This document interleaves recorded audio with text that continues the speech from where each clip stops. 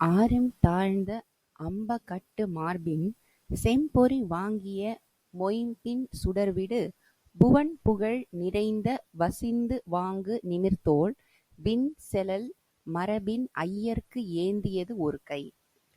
உக்கம் சேர்த்தியது ஒருகை. நலம்பெறு கலிங்கத்து குரங்கின்மிசை அசை ஈயது ஒருகை. அங்குசம் கடாவ ஒருகை.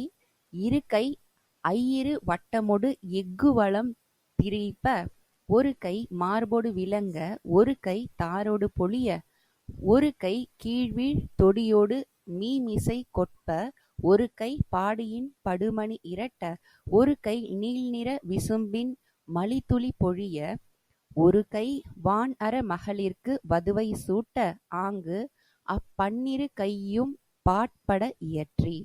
இந்த பாட்டுல என்ன சொல்றாங்க அப்படின்னு பாத்தீங்கன்னா, முருகனோட மார்பு அப்படி சும்மா அழகர் இல்லைங்களா? முருகர்னாலே அழகு, அவ்வளோ அழகு, பேரழகர் முருகன் சரிங்களா?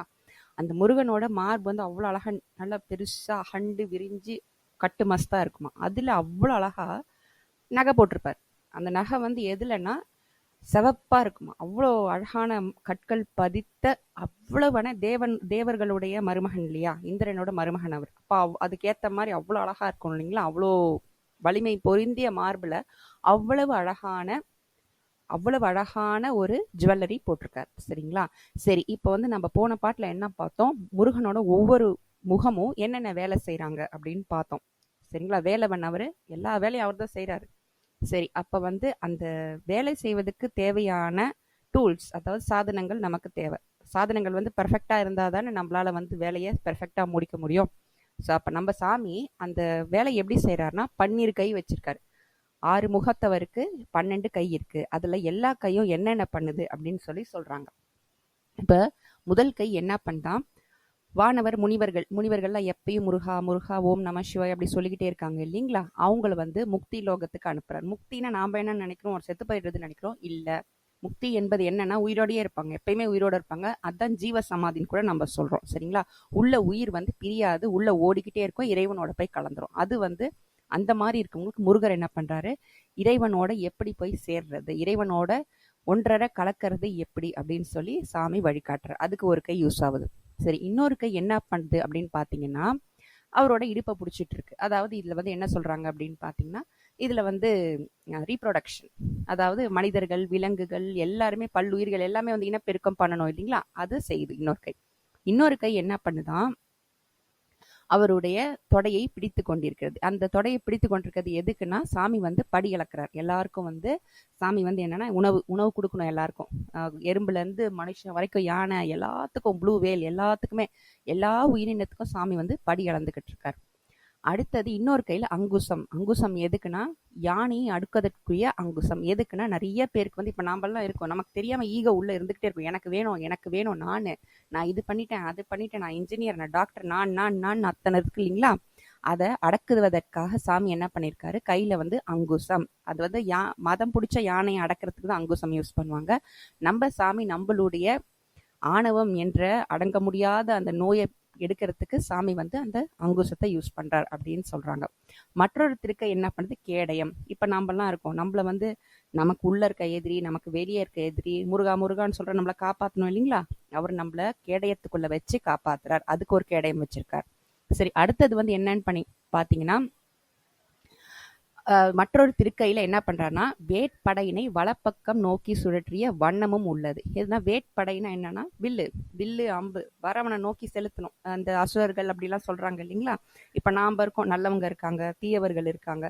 அப்ப நல்லவங்களை பாதுகாக்கணும், தீயவங்களை அழிக்கணும். அதுக்குன்னா அவர் என்ன பண்ணணும், அதுக்கு தேவையான படைபலத்தை வைக்கணும். அந்த படைபலம் ஒரு கையில இருக்கு அப்படின்னு சொல்றாங்க.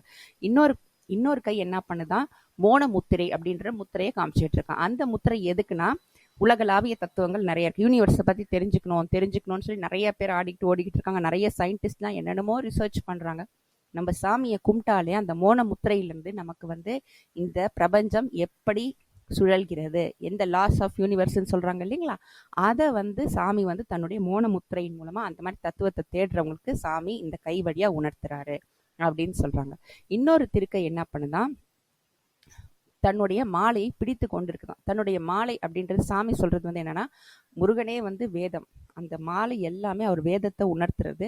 அந்த வேதத்தை, அதாவது தர்மம் எல்லாம் வந்து ஒரு பேலன்ஸ்ல போகணும் இல்லைங்களா? யிங் யாங்குன்னு கூட சொல்லுவாங்க. இப்போ எல்லாமே பேலன்ஸ். நல்லதுன்னு இருந்தால் அதுக்கு ஒரு கெட்டது, அந்த மாதிரி ஒரு நேர்வினை எதிர்வினைன்னு ரெண்டுமே இருக்கும். ஸோ அப்போ வந்து சாமி அந்த மாலை ஏன் பிடிச்சிட்டு இருக்காரு அப்படின்னு பார்த்தீங்கன்னா, அதை வந்து நல்லது கெட்டதுன்னு உலகத்தில் இருக்க எல்லாத்தையும் பிரித்து பார்க்கறது, சரிசமமாக அந்த பேலன்ஸை கொடுக்கறது யூனிவர்ஸ்க்கு. அதுக்கு இன்னொரு கை என்ன பண்ணுதான், நிறைய வேள்வியெல்லாம் நடத்திக்கிட்டே இருக்காங்க இல்லைங்களா எல்லாரும். அந்த வேள்விகளுக்கு அந்த தகுந்த அவங்களோட ரிசல்ட் வரணும் இல்லைங்களா? இப்போ நம்ம ஒன்று செய்கிறோன்னா அதுக்கு நம்ம வந்து ரிசல்ட் எதிர்பார்க்குறோம். ரிசல்ட் எதிர்பார்க்க கூடாதுன்னு சொல்றாங்க. ஆனா சாமி வந்து நீங்க என்ன பண்ணீங்களோ அதோட ரிசல்ட்டை சாமி கொடுத்துக்கிட்டே இருக்காரு. கர்மா ஹேஸ் அ ரிசல்ட், அந்த அதை தான் அங்கே சொல்றாங்க. இன்னொரு கை என்ன பண்ணுதான், திருக்கை வந்து அந்த வேள்வியும் போது பாடல் வாசிக்கிறாங்க அப்படின்னு சொல்றாங்க.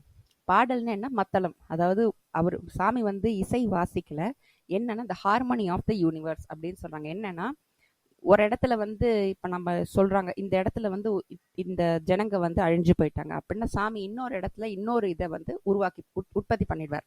நம்ம எதுவுமே பண்றது கிடையாது.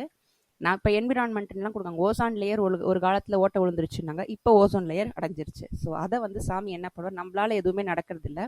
அந்த மாதிரி ஏதாவது நடந்தால் சாமி வந்து இன்னொரு இடத்துல ஏதாவது ஒரு நல்லது பண்ணி அந்த ஓசோன் லேயர் அடைச்ச மாதிரி, ஒரு இடத்துல இம்பேலன்ஸ் ஆயிடுச்சுன்னா ஏதோ ஒன்று பண்ணி பேலன்ஸ் பண்ணிடுவார். அதுக்கு தான் இங்கே சொல்கிறாங்க. அதுதான் வந்து ஹார்மோனியை தான் இசை அப்படின்னு இந்த இடத்துல சொல்கிறாங்க. அடுத்தது இன்னொரு கை என்ன பண்ணுதான், இந்த மழை பொழிய வைக்கிறது. அதாவது பஞ்சபூதம் அதோட வேலையை செஞ்சாதான் நாமெல்லாம் உயிரோட இருக்க முடியும். சரிங்களா? இப்போ வந்து நம்ம நினைக்கிறோம் பூமி கூட அப்படியே ஒரே இடத்துல நின்று இருக்கு, பூமி ஒரு இடத்துல நிற்கல, அதுவும் ஓட ஆரம்பிச்சு நாமளும் ஓட ஆரம்பிச்சோன்னா அவ்வளோதான், வேலையே மாறிடும். அதனால பஞ்சபூதமும் அதோட தன்மையில சரியா வேலை செய்யணும் அப்படின்றது. அது வந்து கருணை மழை, நிலம், நீர், நெருப்பு, காற்று, வானம்ன்றது வந்து இல்லைன்னா நாமளே கிடையாது. அது வந்து சரியா சாமி வந்து இயக்க வைக்கிறார், அவரே அதான் அப்படின்னு சொல்றாங்க. மற்றொரு கை என்ன பண்றாங்க, வானுலக மங்கையருக்கு திருமணம் செய்யறாங்க. அப்ப வானுலக மங்கைகள்லாம் அந்த தேவர்கள் அவங்க எல்லாம் இருக்காங்க இல்லைங்களா, அவங்களுக்கு திருமணம் செய்யறார் நம்ம முருகன்.